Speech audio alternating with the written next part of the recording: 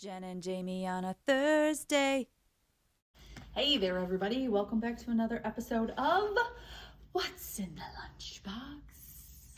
So, clearly it's Thursday when we do these, and clearly I'm wearing my Brewers sweatshirt. Y'all know that we pre-record these so that I can work on them the night before to publish them for the day of. So at this point in time, you are anxious. Yeah, we have no idea. Like, it is 2:00 on Wednesday afternoon. Yeah, game time. First pitch is in 2 hours. Yeah, we don't know yet, but it's very tense in the office right now because y'all know Pastor is a Cubs fan. You don't count because your team. I'm cheering for hockey. The St. Louis Cardinals didn't make it with the Brewers. So tomorrow we are anxiously waiting tonight's end to see what the recording of today brings. Yeah, it's wild to think that you watching this, like we already know. Yeah, you'll know. And you'll then find when we post like either Pastor's favorite drinks and snacks to console him or to like try to cheer on another game that the Brewers will win. But nevertheless, here we are for What's in the Lunchbox. So, yet another example of our Bible lessons. Yeah, fear, anxious, being God's afraid. got this. Anyways, we're talking about a boat. Last week in the lunchbox, we had a boat.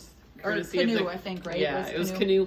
So Korokowski submitted this one way back in the day, and she had canoe and kayak. I want to come visit the Korokowski's garage. They've had quite a few of these interesting things. They've submitted a lot of fun things that are found in their garage. But we're going to count canoe and kayak as the same thing because they are both boats that you have to paddle. Right, yeah, They're not motorized. You have to move them. So canoe, kayak. So this one should have been like home run, softball. Right? Just like the Brewers.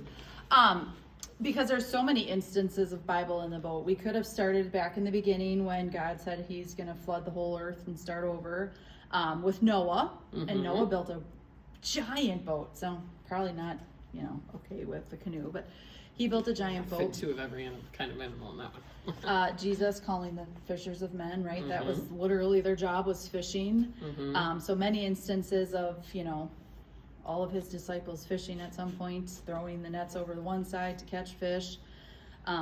Or when Jesus walked on water. Mm-hmm. Walked towards the boat because his disciples were in the boat.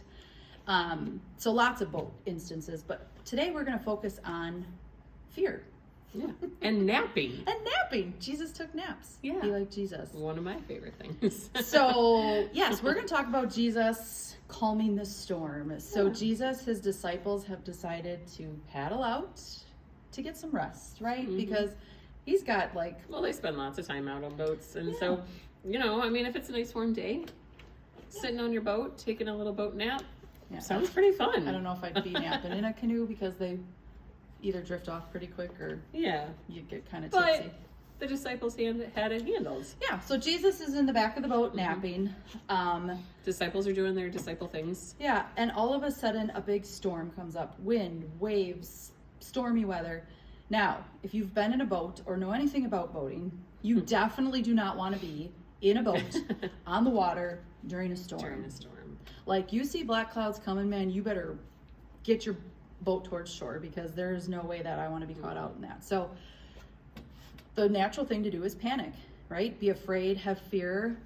And the disciples are going, there's a storm, there's wind, there's huge waves. We don't know what size boat they were in, but it doesn't matter. It wasn't going to be big.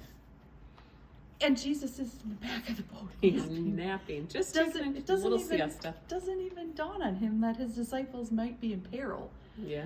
So they start panicking and obviously go to wake up Jesus because they literally tell Jesus, don't you care? We're going to drown. But they don't. No, and Jesus very calmly wakes up and he's like, why are you worried? Yeah. It's fine.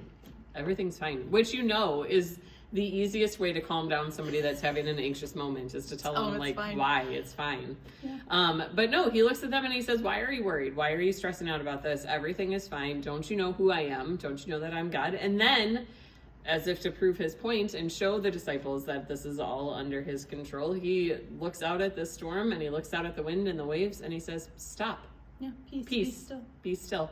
And it stops. And immediately everything is fine. And the disciples look at him in amazement and wonder, because as much as they believe him and believe in him and what it is that he's teaching, their human brains still cannot comprehend the kind of power that God has. And so in moments like this, they get to witness it and they get to see it firsthand, and they still even sometimes struggle with totally understanding it. But well, because they even do question, like, who is this Jesus that even the wind and the waves obey him? I mean, literally everything in creation is controlled by God. Jesus is God. And God has complete control over that for us today.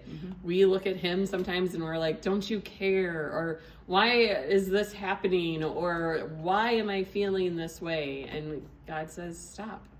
Peace. Be still. Don't worry about it. The wind and the waves obey me. So even something as small as the experience that you are going through is something that is going to obey me.